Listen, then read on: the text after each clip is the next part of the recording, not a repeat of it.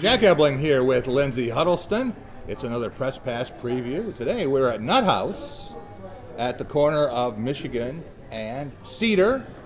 And Lindsay, lots of news with Michigan State football and basketball. Mel Tucker assembling a staff, and the announcement yesterday that Courtney Hawkins was going to be returning to Michigan State. Been a 9-year pro, a very successful coach and athletic director at Clint Beecher back at his school.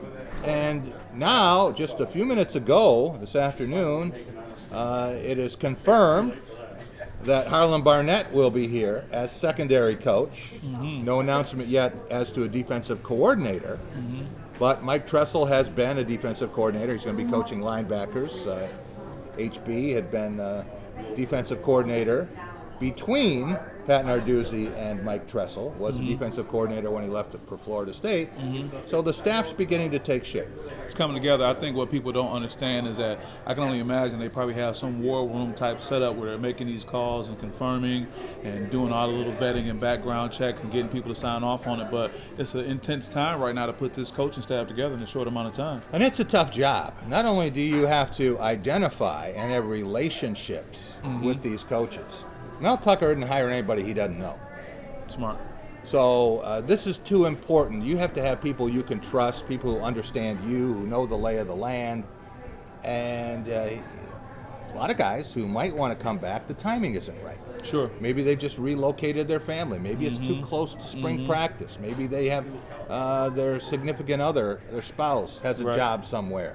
And they can't move. Or someone's offering them more money to stay where they are. That happens too. That happens too. Michigan State made a push for Ted Gilmore, who was a tremendous assistant coach at Wisconsin. Some people think the Badgers' best assistant coach for Paul Chryst. And he decided that he was going to stay at Wisconsin with a salary bump. So the fact that Michigan State was interested in him got him a nice little raise. That helps. You know, and it's funny when this whole process started, when it looked like Coach Fickell was going to be the favorite and Coach Tucker's name popped up. I said to myself, well, he just got an increase at his Colorado job just because of the name recognition. But who would have thought that Bill Beekman would have been burning up that jet fuel throughout the country over the weekend to get back and forth to make that offer and bring Mel Tucker here? It doesn't matter how many coaches you offer. It only matters which one you land. Sure.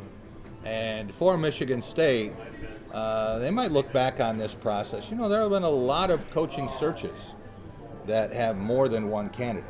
The Michigan coaching search with Jim Harbaugh only had one candidate. It was Harbaugh or bust. Sure. And if Jim Hackett had not landed him, I don't know who would be the coach of the And for what I understand, you can confirm probably better, that was almost a one-year courtship, that they would talk once a week. It was long. Over a long period of time and whatnot. Let me ask you this, and you would have some institutional knowledge about this. Does the age of social media really impact the coaching process and selection process compared to maybe just backdoor conversations and back channeling compared to everything being on social media and people responding? Yeah, I think so. And it's hard to have secrecy now. Right. It really is. Yeah. I mean, in the past, the only thing Michigan State had to worry about was the annoyance of me and a few other people, very few, who were nosy and would be trying to do their jobs as reporters. Now everybody's a reporter, and everybody with one of these is a photographer. There you go. So you know, they see somebody get on a plane, or they're in an airport, or there's, hey, wait a minute. Yeah, and then you put it on, you post it, it goes viral, and now that can influence things one way or the other. Wow, I'm just curious to know so do you think going forward there will be a new way to coach coaches on how to deal with their selection process in the social media age? Yeah, but I don't know what it is. I think that you have to be aware of it. Certainly, Mel Tucker is very aware of social media. Mark D'Antonio had one toe in the water. People who were doing it for him. Tom Izzo has no toes in the water. And he would tear up your social media if he gets a chance to. Absolutely. But Mel Tucker, he's all over it, and he loves it. And he's putting emojis in there all the time, and you know.